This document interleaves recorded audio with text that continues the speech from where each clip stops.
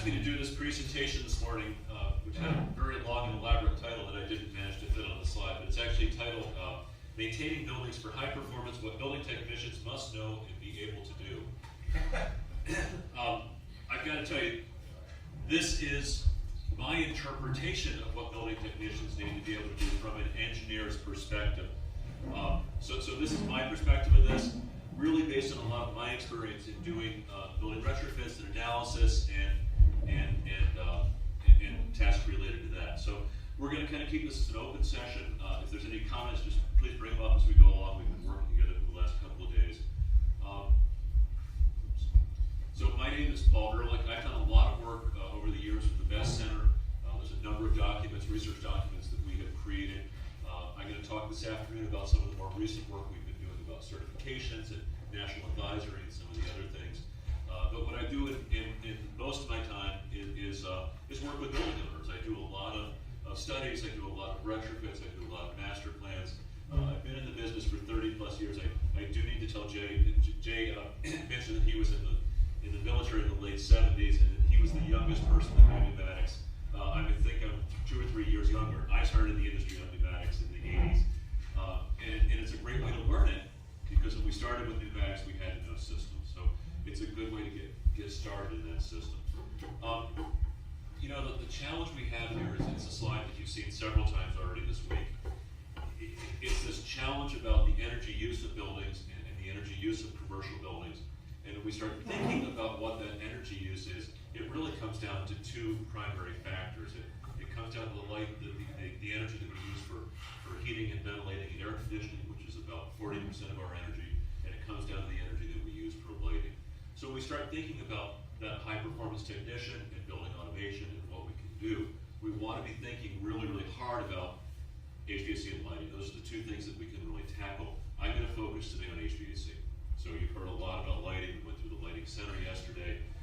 Lighting is all about, and as we heard yesterday, lighting is all about efficient source and efficient control, and let's just leave it there. So we're going to talk more about HVAC here. So here's the challenge we've got, and this kind of relates back to what Jay just said. We always start the design of a building with good intent. We always start, we say we're going to have a building and it's going to meet code, or it's going to exceed code, or it's going to be a LEED challenge building. And we're going to design this for a specific level of efficiency. And that can be done through a number of paths. The efficiency can be done by looking at a prescriptive path. You know, ASHRAE Standard 90.1 says, in order to meet code, you have to do A, B, C, and D for this size building, and this type of building, in this climate zone. It can be done by using energy modeling, but we always start with a certain level of efficiency.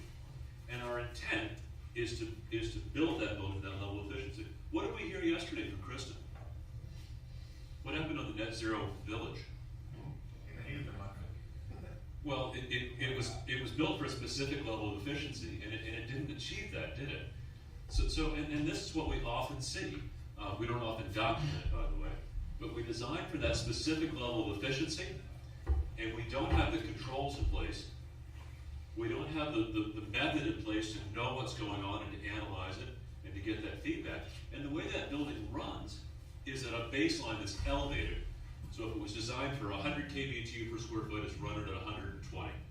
And this is the sad truth of the matter. I got asked earlier this week, why is it we continue to fail as an industry? And the short reason we fail is we don't have any feedback. We don't know how we're running. We don't know what we're doing right or wrong. And that's one of the challenges. So we have this process called commissioning, recommissioning or retro commissioning. And the idea is that we could bring a building back to where we designed it at. Well, that's a good concept, and I work on a lot of new building projects, buildings that are 1, 2, 3, 4, 5 years old, where we come in and we might try and get it back to what it was supposed to do originally. But for most buildings, most commercial stock is older now. It doesn't really make much sense to try and take it back to how it was designed in 1989 or 1985 or 2003. It makes more sense to want to go back to that building and figure out how we would do it today. So the challenge of this re-engineering or retro commissioning is really about looking at the building and how it's being used and how it can be done as efficiently as possible to get it more efficient. And then what we want to do is the opposite of what we normally do. Instead of having a building that that goes in, and it has the controls put in by the lowest price contractor, and has a bunch of value engineering where we remove the value from the building, and we turn it over to the operator, and it gets worse and worse. Ideally, we want to take that building and put the right tools in place with the right operator in place, so that over time it could actually get more efficient. Wouldn't that be great? So this is the goal. This is what we want to achieve. And then we want to think about things like behavioral changes and other programs to continue to improve it. So the challenge we have with a building, with any facility, is a matter of getting information, starting with information, because information is how we make decisions. So we start thinking about the data that's available in a building. So building automation systems have a lot of data, a lot of good data, and a lot of bad data, by the way. But that's a source of data. There's more and more smart meter data available in buildings now. We work with a lot of commercial buildings where we can get years of historical smart meter data on a 15-minute interval from the utility. Utility data is really valuable. Weather data is really valuable because weather has a giant impact on the buildings. We want to think about that. We want to think about operational data. How is it being used? How many classes are there? I look at a lot of buildings. I looked at one recently for a real estate developer. He had a portfolio of 10 buildings. Some of his buildings look really, really efficient. Why did those buildings look efficient? Why did one office building look efficient and one look really inefficient? No one's paying attention? Fewer occupants. Yeah, the buildings were empty. You're absolutely right. He has buildings with low vacancy, low occupancy. Low occupancy buildings tend to have good efficiency numbers. It's a misnomer. So we want to look at how it's being used, right? So if it's not full, so we'll look at a building and say, wow, it's really efficient. We've got this one running at 50 kVT per square foot, but it's 60% occupied. And actually, if that building were 100% occupied, it would be really inefficient. So that's an important thing. There's also a lot of need we find on buildings to go in and get your own data. Building automation systems are notoriously bad at being able to extract data from them. They're notoriously inaccurate. So we'd like to be able to go in and actually do our own data logging as well. So this is actually a slide I borrowed from the Department of Energy, but I really like this concept. So there's three things to think about: data, knowledge, and action. Data is raw information. Data is, and I'll give you some examples of this, but data is temperature over time. It's energy use over time. It's just this data. I mean, it's just raw stuff. And it has no context. It has no meaning. So the challenge that we have, whether it's from a design side or an operation side or a management side, is trying to take that information and put it into context, to move it from being raw data to being knowledge, and then take that knowledge to be able to make it into action. So that's one of the goals we have here. I'll give you some examples. So data is the raw stuff. So could be real-time data. We could be looking at an air handler and seeing that its discharge air temperature is 55 degrees. Is that good or bad? No. It could be historical data. It could be energy use over time or other information. But it has limited context and limited processing. It's just that raw stuff. Knowledge is what we need to process that data. And the knowledge can come from a lot of sources. Jessica talked about fault detection and diagnostics, automated systems that try and impart some knowledge. That's good. Most knowledge that comes from your head. It comes from the ability to understand what's going on. And it's that context that really makes that make sense. And action, finally, is taking that knowledge and making decisions so that you can get something effectively achieved. So let's see some examples here. This is a building I worked on recently, and here is its energy use over a 3-year period. Let's see. So what does it tell us? Actually, it's kind of an interesting building because its energy use is it's dropping in June every year. It's going up in the summer. Uses more in the winter. Is this a good building or a bad building? Is it efficient or not? Consistent. It's consistent? Yeah, it's pretty consistent. But we don't know if it's good or bad. So one of the things we like to do is take that building and start to normalize that data. So here we've taken that usage, that KWH, and we've divided it by the size of the building, and we've taken that data So the blue line is the usage per month per square foot. The green line is the average of that value over I guess this is a 2-year period. And the red line now is a comparison of what this kind of building does for this climate zone that the government gives us. So we get this great data from the Commercial Building Energy Consumption Survey. It's ancient data, but it's pretty good data. And we see that this building at 2 kWh per square foot on average is a little bit over average, but it isn't awful. So this is taking that data now and turning it into something that's knowledgeable or something that's actionable. So we can see kind of how it's varying and what's actually going on compared to the average. One of the challenges we have, and Jay went through a lot of this, is that we have a lot of challenges with HVAC systems, and particularly with HVAC control systems. Control systems are notoriously poorly engineered, poorly designed, poorly maintained, poorly understood. Controls is what makes everything in the building work, and they just don't work very well. So we have a lot of problems with control systems. And what's the end result? Well, the end result comes down to a couple of fundamental issues that determine the efficiency of every single building. And it comes down to the basics. First of all, anything that runs more hours than it needs to run is a problem. Bruce and I were talking at breakfast yesterday. Bruce and I just looked at the air handler of my building, and I was troubleshooting this problem I saw with the heat recovery wheel when the unit started at 3 this morning. 3 this morning? 3, is that right? Does that every day? 3:30 in the morning. And this is in Oregon, right? Not a terribly hot or cold climate, right? Just a real mild climate. That's where I live. Yeah, that's why he lives there. So, but every morning the unit starts at 3 in the morning. Bruce, why does it start at 3 in the morning? That's what the mechanical engineer said to do it that way. Well, so that's when it always starts. I can tell you why it starts at 3 in the morning. Because a unit that starts at 3 in the morning produces no calls. There's nobody that calls to say I was too hot or too cold when I came in this morning, because the unit's been running for the last 3 hours. So things that run more hours than they need to don't generate complaints, but they don't create efficiency. We have challenges with inefficient air delivery of heating and cooling, of air and water. We don't want to pump any more water than we need to pump. We don't want to move any more air than we need to move. We want to have that system run as efficiently as possible, at as low a pressure as possible, at as low a delivery point as possible to deliver all the comfort that's required. But that doesn't happen. We don't want to do stupid things. One of the stupidest things we can do is take air, cool it down, heat it up, and cool it down again. But I'll give you some examples of buildings that do this day and night. That's just destroying energy. But we want to eliminate that. And we want to, as efficiently as possible, introduce or reject heat.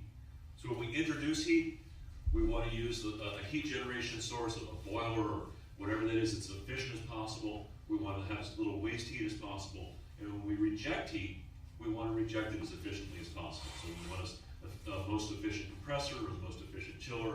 We want to get that cooling tower optimized. This is all about solving this equation for efficiency as well as possible. So what do we really do? Here's a couple examples from recent projects. So what do we actually see? Let's start down in the corner here. And I apologize if these aren't real clear. We start down in the corner here. Here's an air handler. I'm sorry if you can't see this real clearly. Here's the pneumatic actuator. The actuator's right here. The pneumatic line is over here. They don't appear to be connected. Here's another building. It's one of my favorite buildings. This is a 30-story high-rise office building. You're actually looking at a picture there that's taken above the ceiling grid. This is actually the bottom of the ceiling tile. That's a return air diffuser. This is the pneumatic thermostat. They're not on the wall, they're sitting up at the ceilings.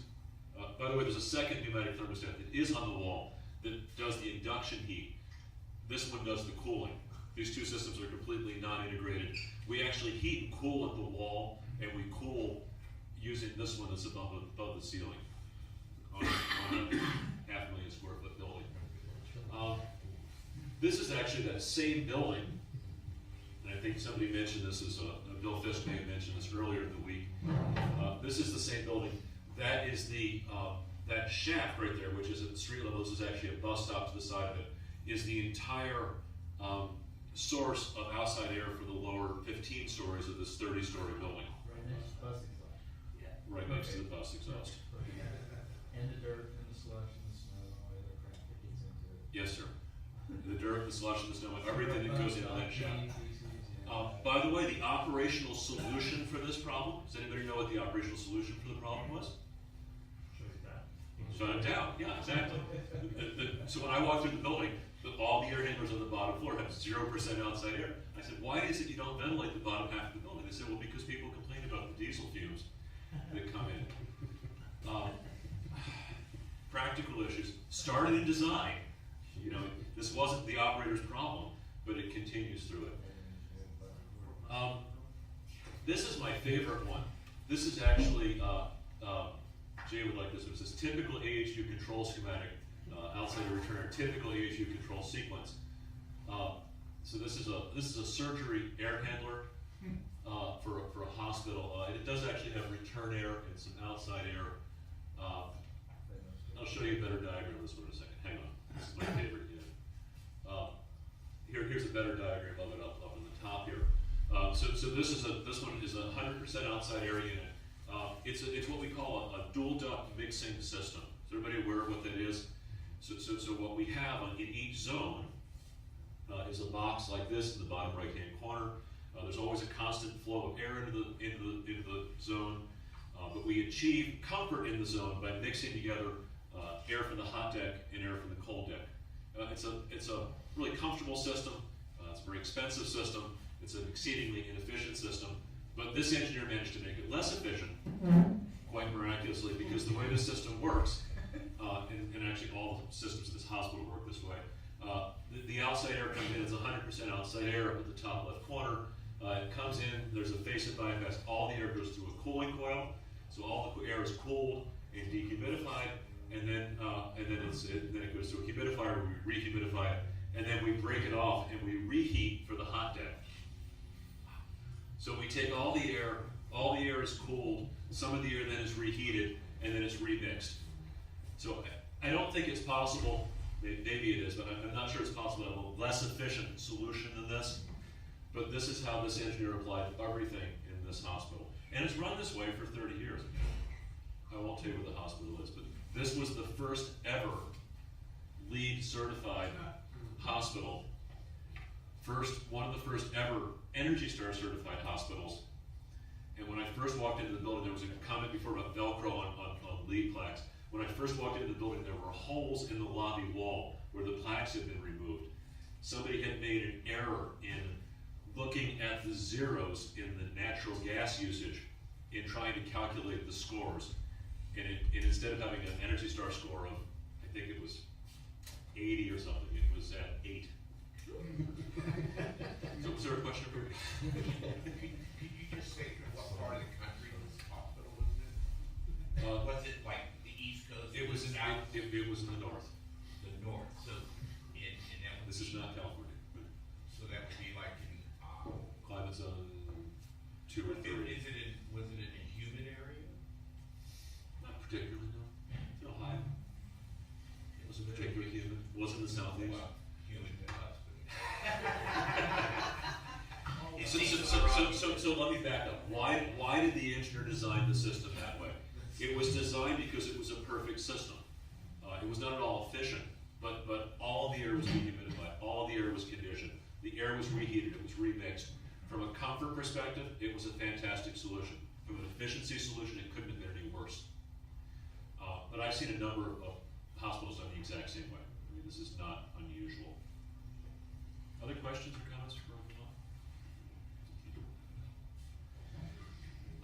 so let's play what's wrong. So one of the things that I think is critically important for a building technician or a high-performance building technician is to be able to sit down with a building automation system and play this game called What's Wrong.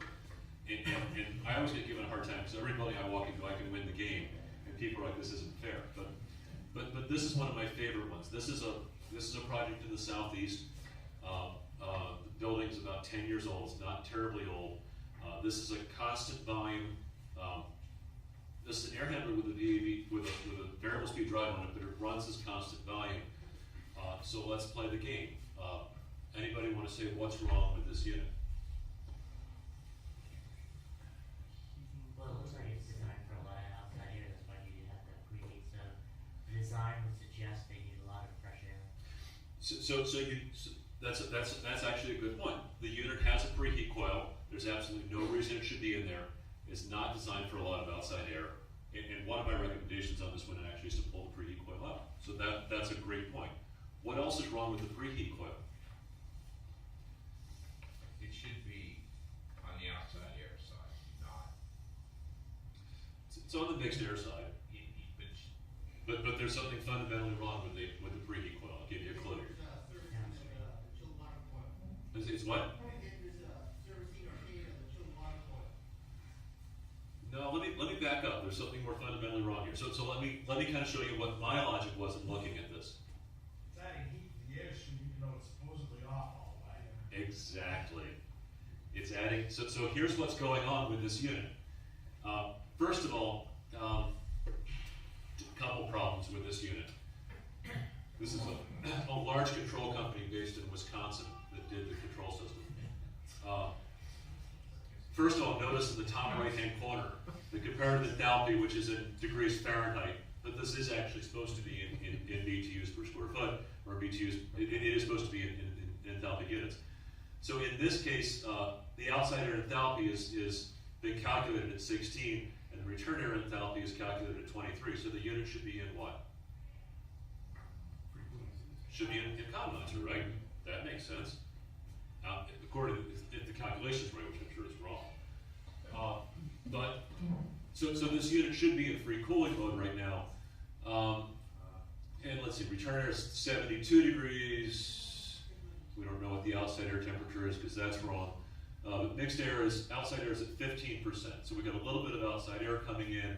We have a mixed air temperature of 47.5. That's pretty good. So we are getting some free cooling. That's great.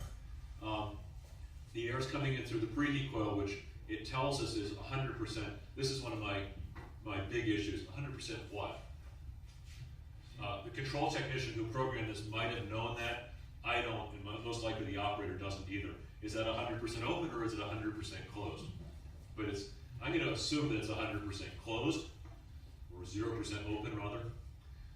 So if this is closed, 47.5, this temperature should be darn close to 47.5. It's at 62.8. So you're absolutely right. We have a leaking preheat coil here. So this system has failed right away. The air comes through here at 62.8. The chill water valve is 42.8% open. It's effectively cooling our 62.8 degree air down to 56.7. So here we have a system that is inadvertently doing reheat, and it's a failed system. It's run this way for years. but that's not a design issue, that's a maintenance issue. This is an operations issue. That's absolutely right. So that's not. That's correct. This is an operations issue. Right. This is something that the operator ideally should have been able to see and identify. And the guy who runs this building, by the way, has been involved in the building since it started. He said, yeah, I know the control system's screwed up, I just don't have time to deal with it. How many years was that? How many years? Oh, probably many years. I'm sure it's a long-standing issue. And this is one of 30 or 40 air handlers. This is not the only one with problems. So I got a question, Paul. If that's what their comment was to you, that they don't kind of deal with it, what are they gonna do with you? I mean, your information will say it's screwed up, you gotta take it fixed. Are you there to actually go and take care of it, reset it all, or? So our role was to figure out what they could do in terms of efficiency. We did, in this case, we were in the process of doing an ASHRAE level 3 audit. We actually identified about 30% energy efficiency improvement. I won't name the project or the owner, but at the end of the day, what they elected to do was, I believe, because they never applied for any incentives, was to put in a new scoreboard and upgrade some of the seating and make some other changes that were related to the team that plays there. So they changed the scale. What? Instead of fixing the equipment, they changed the scale. Yeah, exactly. Here's another one. This is a project I'm in the midst of doing right now. So what are some of the things that are kind of weird with this one? heating and cooling at the same time, actually, it's hard to tell once again, 'cause we don't really know what the valve positions are. Well, it says that full cooling is 140. Yeah, that's a little bizarre thing. And once again, this is something the control contractor put in, and I have no idea what he's trying to say here, but one of the bizarre things about this unit and all the units in this building is that even though this is in the southeast, it's in a warm climate, all of the control is done through two-position control valves and facing bypass. So all of the air comes down through this unit. We have this face and bypass control over here that bypasses around the coils, and they either open the hot coil 100% or the cold coil 100%, but they're always controlling the face and bypass. So that's a problem right there. If it was for freeze protection, it would be fine, but it's always done that way. This building actually has demand controlled ventilation on it, which is really working well, because what is the CO2 level in space right now? 0. The maximum set point in purple, once again, not telling you what any of these things are, because the control contractor didn't make anything clear, but we're believing that the set point is the purple, and actually I think it says, they may say that in the color code here, but the actual level is at 0. And this is pretty common. I was back at this building a couple of months ago and redid all these shots. It's gone from 0 down to 500 in an occupied space, which still is wrong. So we have notoriously seen a lot of problems with CO2 sensors. We have this bizarre control sequence they're trying to do with the face and bypass here. Let's see. And in this case, even though it should be doing economizer, it's not, and it's in. Now this one we also went in and put in our own data loggers and trended this over a several week-long period, and we can actually see how this unit is doing. So if we look at this, this is a week here. So the red line here is the mixed air temperature, so we can see if this unit's economizing correctly. The green is the supply air temperature, the blue is the outside air. So this is a nice little trend, because we saw outside air that ranged from about 70 down to the 30s. So I always like to get a nice variation of temperatures. What we can see is that it just doesn't work right. The temperature control is really all over the place. Everything's bouncing around. The loops aren't tuned right. We have a lot of instability. We are seeing actually the unit shutting off, which is why you see this pattern here.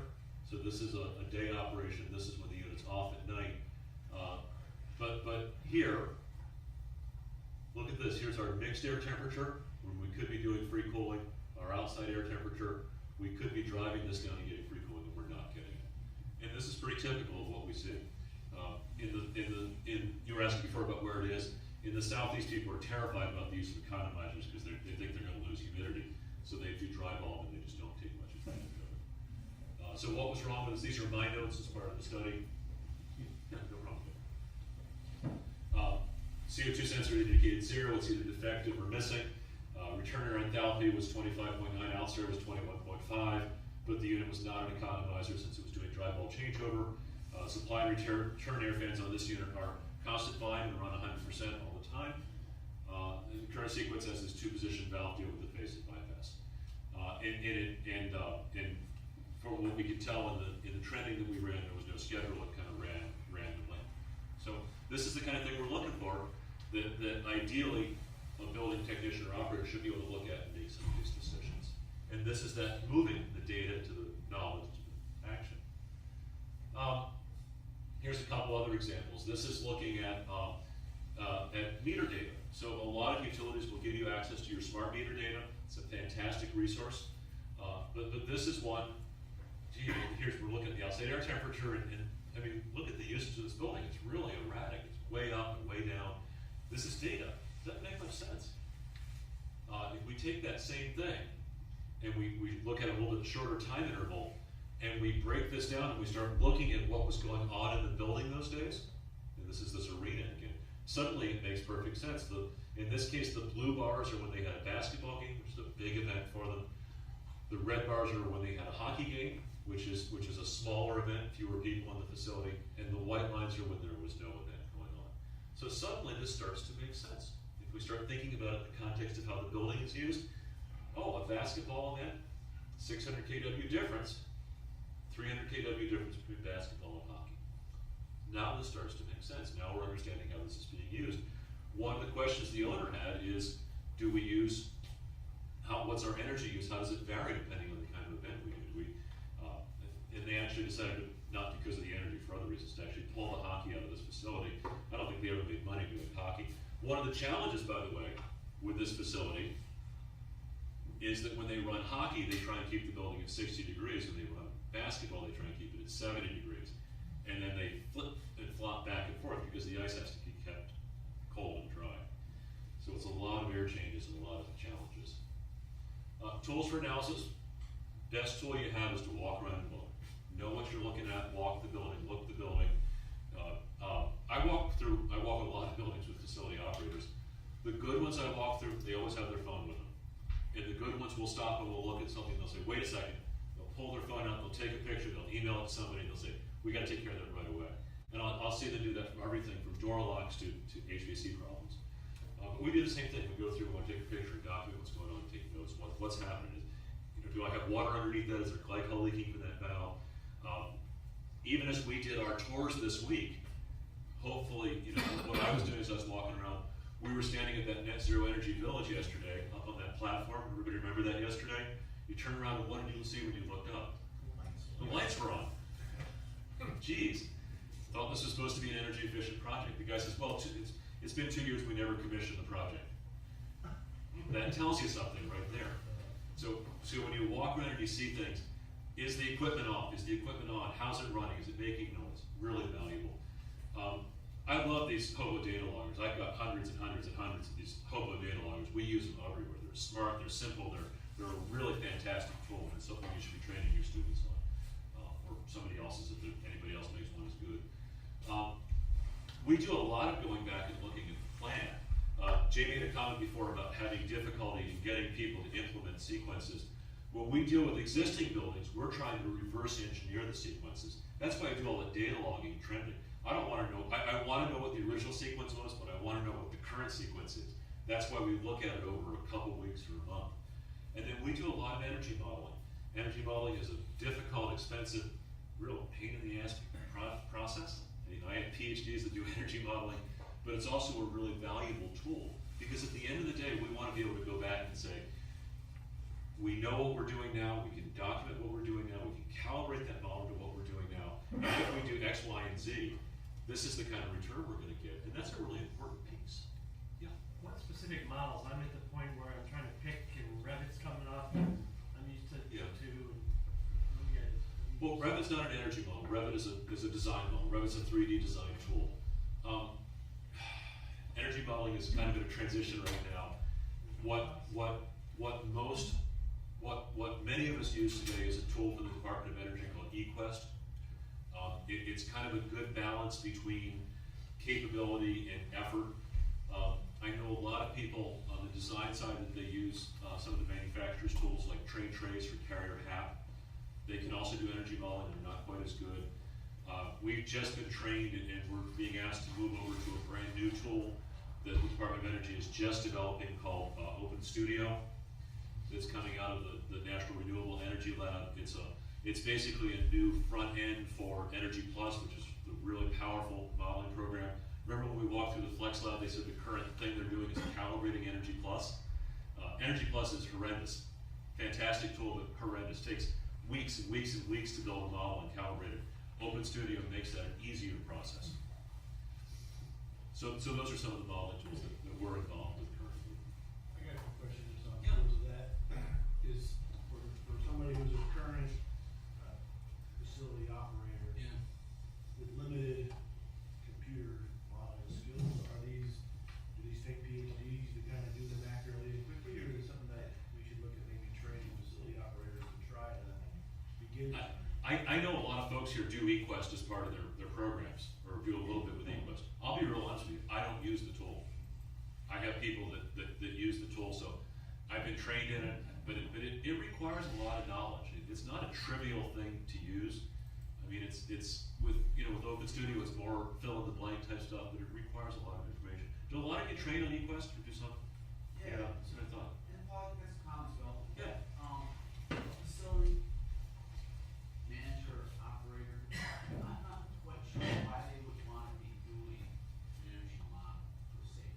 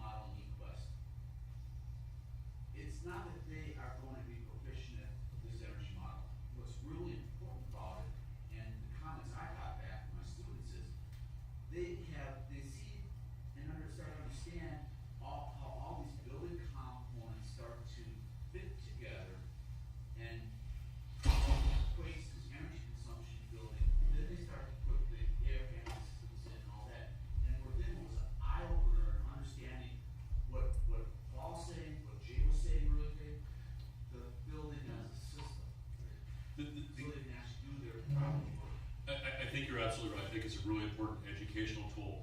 I will tell you, it's like AutoCAD. You can learn it, it's a good thing to learn from, but if you don't use it all the time, it's incredibly frustrating. So one of the things that a building operator might do is have understanding of the concept of modeling and how to use modeling. That doesn't mean they have to be an energy modeler, but many local utilities offer what they call a technical assistance program, where they may come in and have somebody come in and co-fund or do a lot of that work for you. It's a tool you're gonna wanna have to get management to sign off on things, but it's not necessarily something you have to use yourself. As far as the energy modeling, you could, it's a good teaching, as you were saying, because you could put in an R7, wall, and it's okay, well, look at this, it's maybe a 2x6 wall, but you can put in R21 in and look at the difference in the load calculation. So that they can actually see that. That's absolutely right. It is a really valuable tool. I was talking to a lot of the Windows folks this week. I said, I've done two high-rise office building projects where we wanted to put much better glass in, and we ran the models, and in each case,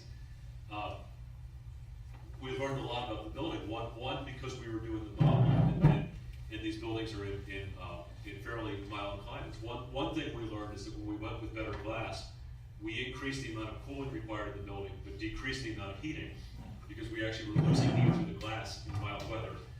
And the second thing we learned is that glasses were really horrendously long payback. And in each case, I recommended glass changes because it gave us the ability to have better comfort control in the building and to eliminate some of the simultaneous heating and cooling. But in each case, the owner looked at it and said, oh my gosh, this is a 30-year payback item, why would I do that? So, glasses, that was challenging.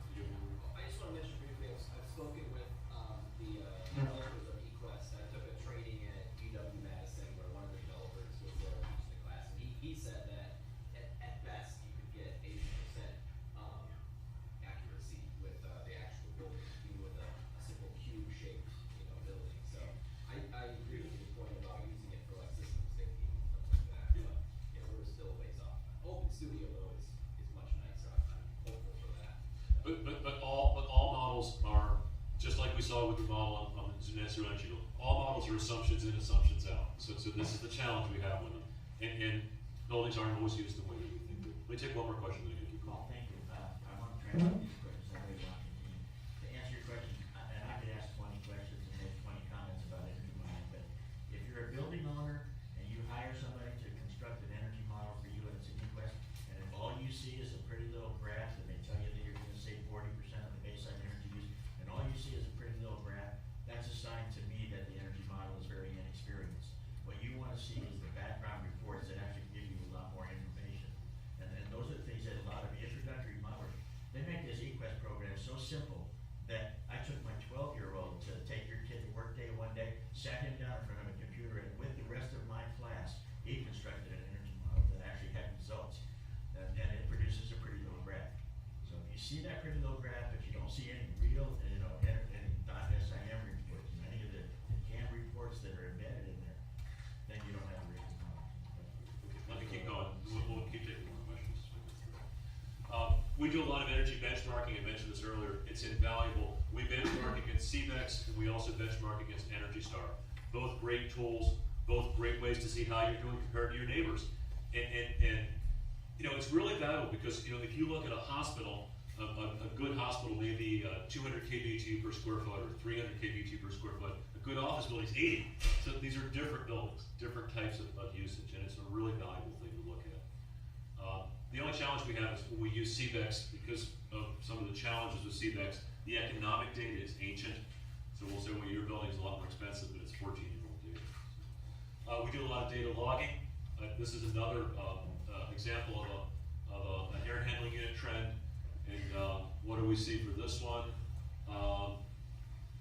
Supply fan never shuts off. Orange line here, current draw from the supply fan over, let's see, this is the 10th through the 17th. This is a week-long period. Fan never shut off. Why? Why didn't it turn on? Weird behavior that goes on here. Here's a big blip where the supply air temperature suddenly spikes up to 95 degrees, the preheat spikes up to 95 degrees, or to 70, which is probably what's going on here. Mixed air temp, once again, con monitor's not working on this system.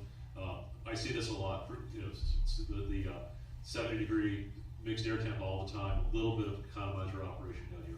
These are really valuable tools because when we look at that data log, we can actually go back and determine the sequence of the unit. And we can know what needs to be done differently. We can put that into the model then. So that's a valuable tool. This is one of my favorite ones. I may have told a few of you the story. This is actually a building I'm working on again. It's a study I did 4 years ago. This is a building, 50,000 square foot office building with a big 50,000 CFM, 160 ton rooftop, single rooftop to store the entire building.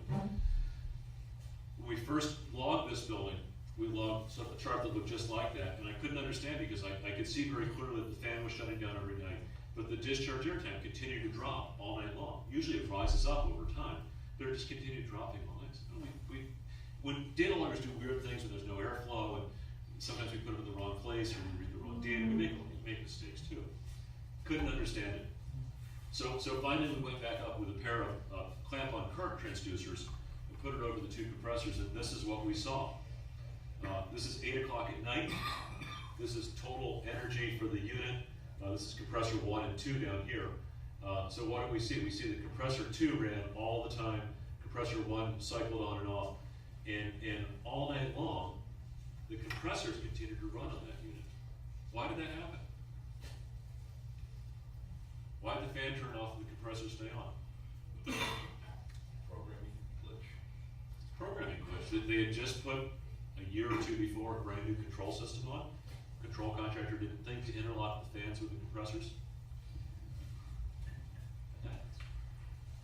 This was a more bizarre one. This is a unit where we were seeing the unit was running 24 hours a day, 7 days a week. It wasn't shutting down. The building load would drop at night, and the mixed air temperature would drop, but the discharge air temperature would go up. Once again, what did we do wrong in our data logging? Anybody know what happened here? What? No coils in the unit. Was it a timing issue? No. What happened is that the fans didn't have a VFD on them. The fans had an inlet cone, and the fan heat would increase as the airflow would go down. The fans would get hotter and hotter, and we were actually getting the heat from the fans were impacting it because it should have been running. Yes, sir. Would you flip back one screen there? I think so. In that instance where the control contractor broke down, was it because the control designer didn't write it in? Or, you know, thinking back to what Jay was talking about, this whole sequence of activity that leading to the final result, where was the breakdown? Or is it even worth wondering? We just saw. Oh no, it's definitely worth wondering. But I'm just smiling because you said the word control designer. The owner went out to a contractor and said, we want new controls for the unit. And they hired a large control company and they implemented something. There was no design, there was no checking, there was no commissioning, there was no checkout, there was no nothing. It just got done. Documentation. Good. There were some control drawings, but they were wrong. Yeah. I just wanted to add, because, we use the whole, data logging Yeah. as well, with, lane service software, Yeah. building the education program.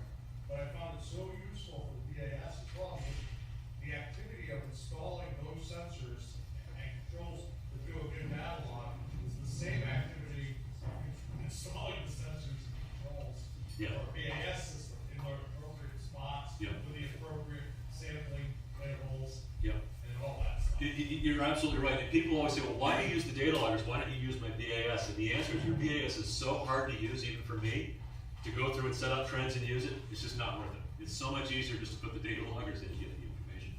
Let me keep moving here. Meter analysis, smart meter data, very, very valuable. This is the kind of thing we see from a typical building. We look at these demand profiles all the time. So a typical building, we want to see it dropping down at night, and it's going to increase during the day and decrease in the weekends. That's not a bad profile. That building that had the rooftop unit on it, This is demand meter analysis from the utility meter system. We can see when they actually went back and interlocked the compressors with the fan. You can see the day that that repair was made, and you can see the impact on the building energy use immediately. This was a building, another office building. Anybody notice anything weird about this building? It's a pretty flat load. In fact, actually, what was happening with this building is the building was actually using more energy in the middle of the night than it was using in the middle of the day. What happened to this building? Anybody have any idea? This is the detective work I live with. Simultaneous, right? It is simultaneous heating and cooling. Is that when the janitors come in? No, what actually happened on this building is the fans ran 24 hours a day, 7 days a week. There's no load at night. There was no effective controls on the boxes. The boxes all had electric heat. So what happens in the building is the fans overpressurized. They overcooled the building all night long. The electric heat comes on and runs all night long. There's a little warm up in the morning, and then it actually drops down as the day goes on. And the lights come on, and the usage drops. And the building has, so the building's all glass, and it has hit solar game that went on. We actually had about a year and a half payback to do a complete controls retrofit as well. Often we can use metering along with something like Excel. This is a lighting retrofit project in a parking garage, moving from metal halide lights to LED lights. This is one of my favorite projects because it's just massive numbers. This is one, you heard talk about this, about controls. This is a project where we did integrated daylight sensors and occupancy sensors in every fixture. The net result was that we got 70% energy savings by going from 175 watt metal halide to a 50 watt LED.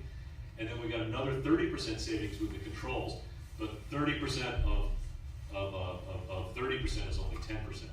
So the controls gave us another 10% overall. But nice project overall, and hard to mess up. You know.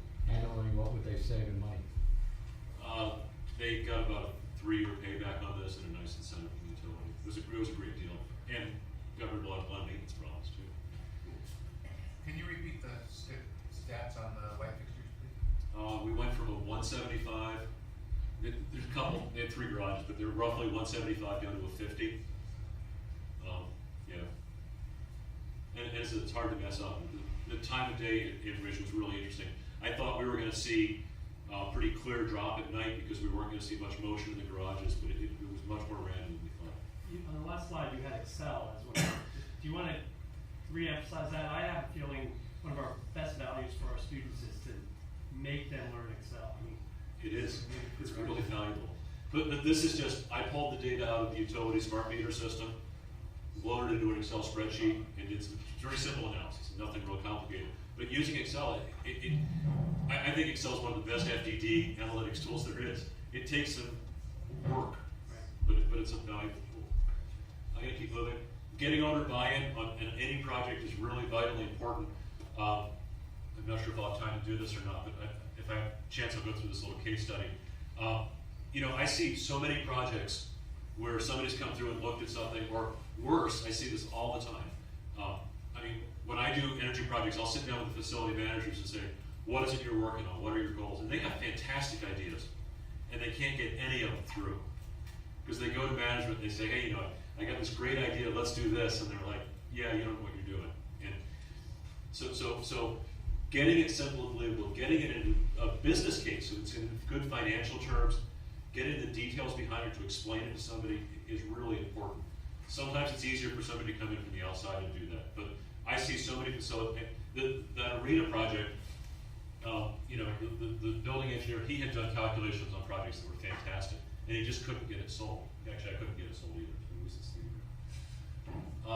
So kind of in summary, what do the technicians need to know? They need to know systems. We said this over and over again. It's obvious, but you got to understand the systems, the interaction, how we inject heat, how we reject heat, how we make systems work, how air handler works, how we move air, how we make people comfortable, how we maintain indoor environmental quality. You need to know troubleshooting. Gee, when you look at that chart, that you know, if it says it's 62 there or 47 there, and the valve's closed, what's that mean? That's troubleshooting. Data, knowledge to action, critical thing. Got to be able to do that. You need to know how to summarize data. How do you take it and make sense out of it? And then finally, I think it's really important to build that business case, and modeling and other things are a good tool for that. And then you need to be able to work with a team to facilitate those improvements. How are we doing time-wise, Juice? We're over. We're over? No, what we started, you want to do Q&A? Do you want me to, I can either go into a little case study or we can do Q&A. Should we just do Q&A? Would that be better? Well, we started late. We didn't go till 11:10. Do you want me to go through this? Break. Do you want me to go through this case study real quickly? Okay. I have an article on this case study also if you'd like to see. This is one of the first retrofits I did probably 6 years ago. This is a hospital project in North Carolina. The hospital was built in the 1990s. I got called in to do an energy study on this project. And the first thing that happened before I came in, they handed me another 100-page long energy study. And this engineer did a fantastic job on it. All the stuff detailed out that needed to be done. Walked into the first day, I sat down with the facility engineer in the cafeteria, and I said, Matt, you've got this giant report. Tell me, what have you done in the report so far? He said, not a darn thing. Why not? Well, you know, we've just never gotten the hospital chain that owns us to buy off on anything. I thought, great, so this is my challenge. So we walk into this building, and it's got really high energy use, really, really inefficient. High usage on gas, high usage on electric.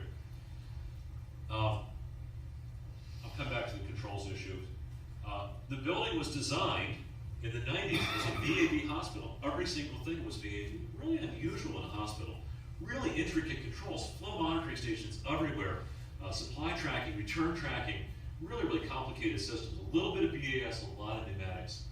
But absolutely everything in this hospital is running 24 hours a day, 7 days a week. Jay mentioned this earlier. There was actually a time clock for one of the air handlers, and the pins were removed from it. And I said, Matt, tell me the story of that lobby air handler. It's the only one that was ever designed to have a time clock on there. He said, I can tell you the story. He said, hospital administrator came in one day and said, Matt, I'm sick and tired of coming in and it's too hot in the lobby. Fix it. I said, I fixed it. So we started looking at this project and what was going on. And this is a picture of the hospital. And it's this, a lot of things going right. I mean, they've got a plate and frame heat exchanger in the chiller plant. They've got these brand new controls in the chiller plant. But all of these old pneumatic controls throughout. Well, it turns out nobody had designed the chiller plant controls retrofit. And the contractor who had implemented it did a really shabby job. None of that worked. That was one problem. The second challenge we had was with these pneumatic controls. And I don't know how much experience everybody here has on pneumatics. But right here, does anybody know what this is right here? It's a what kind of filter? It removes oil. It's a coalescing oil filter. So whenever I see these coalescing oil filters, I'm like, aha. Often they're bright red. They turn red when they get water and oil in it. What's the worst possible thing to happen to a pneumatic control system? Not water. Water's okay. Oil is a problem. The worst thing that can happen to a pneumatic control system is you can have a ring break into your compressor and you can get oil that's entrained throughout the system. Now, when I started in the industry, back pre-CFC days, this was a very repairable problem, right? Everybody knows how you do this. You take a big pot of R11 and you connect it by the compressor, and it's a solvent, and you just hiss that stuff out through the system, and the oil came out, right? You coalesced it all out, and you could clean a system out. Well, anybody that has refrigerant training, you know that's kind of no, we don't do that anymore. So when we have oil in a pneumatic system, it is essentially destroyed. There isn't a whole lot we can do. This had oil introduced about 5 years earlier. Nobody ever mentioned this to me, by the way. I had to learn this on my own. So, high energy use. This is electrical energy consumption. As you can see, it spikes in the summer and it is down in the winter. The gas usage did the opposite. Natural gas usage, so high in the winters, kind of pretty typical for a hospital. Total energy use. This is kBTU per month. So we are averaging about 25 kBTU per month, which is 25 times 12 is what? 250 kBTU per square foot. This is a pretty inefficient building. And night and day, summer, winter, really high usage. Doesn't really matter what time of day we're looking at, kind of flat. Even though they only do surgery during the day, there are patients in the building, but all the clinics closed, all the offices closed. The usage didn't really reflect what this profile was. So we do all this trending, and this building had all these flow monitoring stations in it. We download all these trends, and we're just scratching our heads. This is the return. This is for one of the big air handlers, 76,000 CFM air handler. This is the supply and return air flow over. This is a 4-day period. What's weird here? This is a VAV unit, by the way. There doesn't seem to be much variability. One of the people working on it said, well, maybe there's no temperature variation. I said, well, I don't think that's the case. This is really weird. It just never varied. Here's air handling unit 2. It's 132,000 CFM max, 82,000 min. Never changed over a 2-week period. That's weird.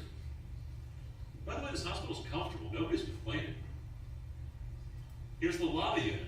There's a little variation, but not much. Here's the kitchen unit.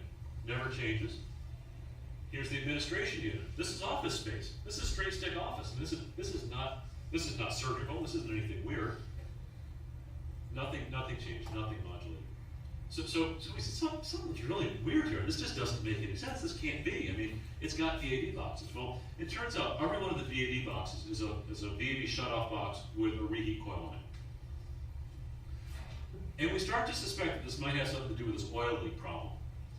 So I said, Matt, tell me what has been going on with the boxes. And he said, the last 4 or 5 years I've been replacing all those pneumatic volume regulators as they fail out, because of course they've all failed because they're all filled with oil. I said, okay. So what do you do when you replace them? He said, well, I just take them out and I pop that new one in. So we're all looking at the boxes up above the ceiling, and there's no test tees in there. There's no way to measure the flow or to set up the PVR. And we start to realize that this has never been set up with the hundreds and hundreds of boxes in this building. So we go into the lobby unit, because it's non-critical, not a big deal. We go in one night and we read all the box flows, we put a magnet helic on, we read the box flows, we recalibrate, and then we recalibrate the thermostats, and we run this test. And this was the before, and it doesn't calibrate. It never goes below 14,000 CFM. And we go through and calibrate everything out, and we run a load test, move all the temperatures up. Sure enough, the system works. It actually has the ability to work. And we monitor the current on the fan, and sure enough, look at this. It modulates, and it does what we expect it to do. We look at the temperatures, they work. We look at what happens to the discharge air temperatures on the boxes, they work. We document all the conditions, and we go back and we sit down with the owner, and we say, we know what the problem is with your building now. We figured it out. The problem is, you don't have a working pneumatic control system. We've got 2 options. We can put in a brand new pneumatic control system, which is a waste of money and time, or we can put in a brand new DDC system. And we said, putting in a new DDC system is horrendously expensive. We said, changing out all of your boxes in this hospital to DDC, with the chiller plant retrofit and everything else, it's gonna be $1.5 million bill. And like, absolutely positive, not gonna happen. We said, okay, well, let's do this in phases and stages. And, so we recommended this replacement, and we finally gave them enough data that they could make a decision. Because up till this point, they hadn't seen anything tangible, they hadn't seen anything believable. When we showed them exactly what happened, it made sense. But with the pneumatics, we had calibration problems, we had contamination problems. There was no way we could optimize this at all, because we wanted to be able to vary the flow. We wanted to be able to do things like take the area where there was offices and shut the boxes at night, and continue to have the adjacent zones that were occupied 24 hours a day to be served. We didn't get feedback. We didn't, most of the air handlers didn't have drives. They had anything like that. So we went through it and recommended all this. We did the energy modeling, created the business case, and the owner said, I'll put up $500,000 for this project, and utility stepped in and gave them a $500,000 incentive. And this was during the Recovery Act, and we won them another $500,000 in state funding. So we had a project. Went through, we did the retrofit. We did extensive, somebody said, well, modeling doesn't work. We did extensive M&D. We thought we were gonna get 28% savings, and we got 25. So, yeah, it didn't work, but it was darn close, the owner was absolutely delighted. We went from 25 kBTU per square foot down to, per month, down to 20, which is exactly where we wanted to, and the owner was very pleased with it. So that's the short story. So, what was the payback on that? Oh, gosh, I wanna say it was probably something in the 5 or 6 year range in total. And is that acceptable for a lot of non-industry? You know, most of the people we work with are looking for something in the 2 to 3 year range, so it was a little longer than we might have liked.